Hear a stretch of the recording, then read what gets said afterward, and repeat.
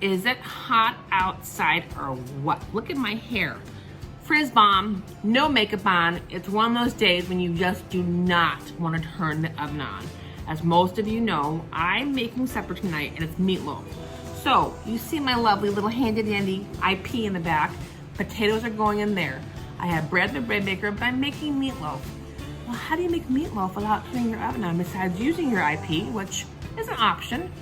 I'm going to show you another favorite tool I have. This is called the Nuwave. I bought this at Target. It was about $45. It's ceramic lined, or copper lined, sorry. Copper-based pan, so it cleans up really nice and nothing sticks. And it's kind of scratch proof too. I've had it for a while and there's no scratch on it. I use this for baking, braising, frying, sauteing. It has multiple features and it is amazing. If you're looking for an appliance and you don't want to turn your oven on and you want to make a hot meal, this would be a good option at a pretty fair price. I love the copper lining because again it's non-stick, and I love the rectangular shapes. You can do a lot in there's a lot of surface space in there. So let me show you how this works. We're gonna make meatloaf tonight. So let me show you how to make my meatloaf. It does also have a glaze on it, which we'll get to it. I have 2 pounds of pretty fresh hamburger from my neighbor, but it doesn't have to be that fresh. It's convenient to have a garbage bowl. I don't know if you guys have ever watched Rachel Ray, but she always has her garbage bowl. This has onions, parsley, eggs. What's my favorite flavor to use? Garlic. I use the jarred for this. Sometimes you need the fresh. I have breadcrumbs, and I'm also going to use oat milk because it gives it some texture. But you want the breadcrumbs for binding.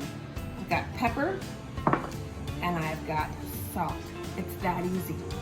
Nothing fancy or foo-foo about it. So, for every pound of meat, I use a head. And I am not going to show you measurements because I never measure, you guys. Half the time I'm guessing when I give you recipes, but I want to at least give you basics. Garlic. Garlic is key in this. I use a lot of garlic always when I cook. So I'm going to guess that's 1 teaspoon, 2 teaspoons, and that's about 2 teaspoons. So you can guess about 2 to 3 cloves of chopped garlic. To that I'm going to add some pepper. I keep it in containers by my stove. That's about 1 teaspoon because it's 2 pounds. So you can't do too much pepper. And I'm going to add at least 1 teaspoon of salt because you want to have flavoring in there. That's the only salt you're going to have in there. Again, if you don't like that much salt, don't add it. I am not a huge fan of raw onions. I use it in certain things for cooking, but when it comes to the texture, I use dried. Doesn't hurt. So I use about 1/4 cup of dried onions, roughly, because it does give flavor. You can use onion powder. You can, by all means, add fresh onions or shallot. I'm gonna have parsley. I love parsley. This is not gonna be fresh parsley. In this recipe, it can be dried. I just like the little hint of color, and it does impart, you wouldn't think parsley imparts flavor, but it does. Now you need your binding agents. So I'm gonna use equal portions of breadcrumbs and oatmeal, because the oatmeal gives it some bite. So it's about 1/2 cup of breadcrumbs. So you want about 1 cup of binding agents. And you guys, it's that simple. The meatloaf is that easy. And then I've got oats, and I keep them in an airtight container. And this is where it gets messy. What did my mama say? Mama said, your hands are a gift from God to use them. So I'm gonna use them. You can add more spice. This is not a spicy recipe. This is basic meatloaf. You can add red peppers, which I have done. This is very similar to my recipe for Swedish meatballs, only I don't typically put oats in the Swedish meatballs. I use just breadcrumbs. But you want to get this all mixed up. The key to this actually is the glaze on top. So mix this all up, get it nice and combined. And I know some people are traditionalists, they like the actual oblong loaf shape for meatloaf. I tend to do mine rectangle because it's easier for cutting, especially for sandwiches, and it cooks quicker. You don't want it to dry out though, so you have to be careful. The loaf shape tends to be a little more moist. I might actually do a loaf shape in this pan because it's a big pan. So,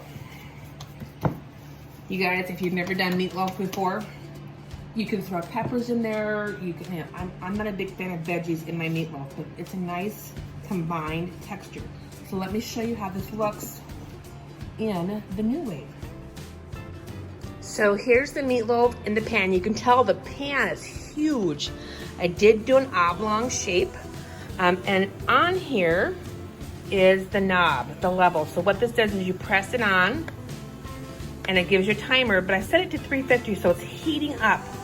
You can adjust your temperature by going up or down, and that actually is the same temperature as the oven would be. So you can hear it begin to sizzle. You may need to adjust it so it doesn't get overdone, but you definitely want to put the lid on so that your top will get done as well as your bottom. So that will take, and again, I have to guess here, about 20 minutes. I have to just watch it so it doesn't overcook, but I'll show you the glaze next for the meatloaf. So here are the ingredients for the glaze. I'm gonna use equal portions of ketchup, steak sauce, and barbecue sauce, and then just add about a teaspoon of Worcestershire sauce, so that 10 times fast, to the glaze. So let's mix that up. So I just used the same bowl and mixed the meatloaf in, and by the way, garbage bowl is your friend. That can just go in the trash. You can wash your bowl, but it's about a 1/4 cup of each. So this imparts a lot of flavor to your meatloaf and also keeps it moist while it's baking. If it's on the stove, in the stove, or on the countertop, or in your IP, you do want to glaze your meatloaf. So let's go ahead and glaze it while it's baking. So I did turn the temp down just because I don't want that to burn, and there's still a little while before supper. And you can adjust your temperature, but you just put your glaze on with a pastry brush. Oops. And then what you can do too is, if you think it's getting a little dry in the pan, if it's too hot, you can add water, and that will produce steam, and that will help to bake your meatloaf. So let's wait for the finished product. Mashed potatoes in your IP. Start by washing 2 potatoes per person, unless you've got little ones, then it's 1 potato per person. Chop your potatoes up like you would into bite-sized pieces. You guys, I leave my skin on because I like skin in my mashed potatoes. If you don't like skin, please feel free to peel them. I do not add any seasoning yet because I will add them when I make them. This will be a dairy-free version with almond milk, dairy-free butter, and dairy-free sour cream, and you wouldn't know the difference. So I have my IP set for 10 minutes. I have it to pressurizing. I did put about 2 cups of water in there. You do not need to cover your potatoes completely, just enough to build up pressure. Again, they will take a little bit longer because the skin is on. So, and you want them nice and soft for mashing. So there's your mashed potatoes ready to go. And here's a quick peek at our meatloaf about 10 minutes into the cooking process. You can tell it's browning already. I did add some water for moisture.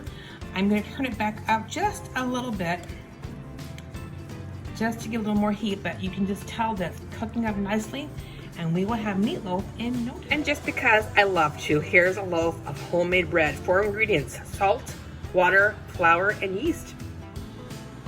So our potatoes are done, and we're gonna finish them. Now I did check them, and you want to make sure that they're fork tender. So yep, they are fork tender. You'll have to forgive the steam. So here's what I'm gonna put in there. Again, this is the non-dairy version. You can use full-fat dairy. I just wanna make these so Sarah can eat them. So I've got almond milk. I've got a vegan butter. We have vegan sour cream, garlic salt, and more parsley, because again, color. So again, feel free to use your regular products. We use the dairy-free. So there is our done meatloaf with a little garnish of parsley, our homemade mashed potatoes, and I'm also doing a pan gravy. For this one, I did not do it from scratch. I just used a package mix, but I'm just using the drippings from the meatloaf. And I'll just let that come to simmer and boil. This is not dairy-free. So again, if you want to have gravy for someone who's dairy-free, you need to find the right alternative. And then we have our bread.